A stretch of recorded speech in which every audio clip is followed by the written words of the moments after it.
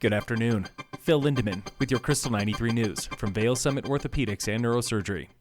Authorities today identified the man shot and killed by police in Edwards last week as 57-year-old Joseph Leone. Police were responding to a domestic call at a condo near the Vail Health Edwards campus when Leone reportedly pulled a gun. Shots were fired. No confirmation on who fired. No one else was injured. The Colorado Bureau of Investigation is reviewing the case.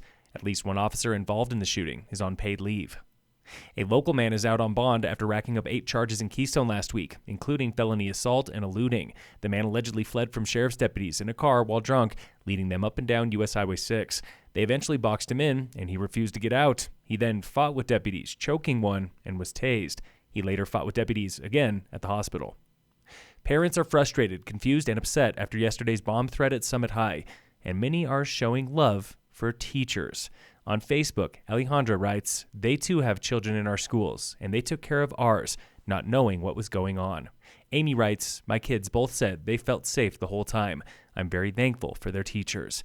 Teachers also chimed in, like Sandra, saying, "These kind words are really needed today." And Sarah saying, "Many of us are really struggling. This public message of love and support means so much." A Detroit group wants to redevelop downtown Dillon with shops, restaurants, and maybe an indoor venue. Today, council learns more about what this means and how zoning can help. Town manager Nathan Johnson. We've hired a third party or a specialized attorney that sole focus is on special districts and the creation of those to come in and help us with this potential ask. That meeting with the lawyer is open to the public starting at 4:30. Summit County is rethinking the way it gives taxpayer money to local nonprofits. Commissioners today heard a new breakdown for the county's nonprofit support budget. That budget is $720,000. The majority would go to grants. The rest would be split between membership support and donations. Right now, almost all the budget goes to grants and membership.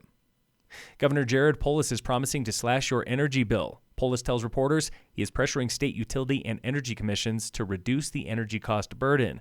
He then doubled down on renewable energy, saying the sooner we move off coal and natural gas, the sooner we can pass along savings.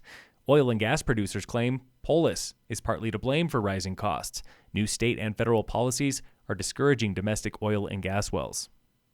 In sports, the Avalanche play the Penguins today at 5. The Nuggets face the Timberwolves at 7. Vail's River Radamus barely missed the podium this morning for Alpine Combined at the World Ski Championships in France. He says, "Fourth stings a little, but I pushed as hard as I could." Breezy Johnson was top American at women's downhill in 15th. Tomorrow is women's Super G with Breezy racing again and Michaela Schifrin. And in local sports, Summit High boys basketball plays Aspen away today. Tigers hockey is in Glenwood Springs. Phil Lindemann with your Krystal 93 News from Vail Summit Orthopedics and Neurosurgery.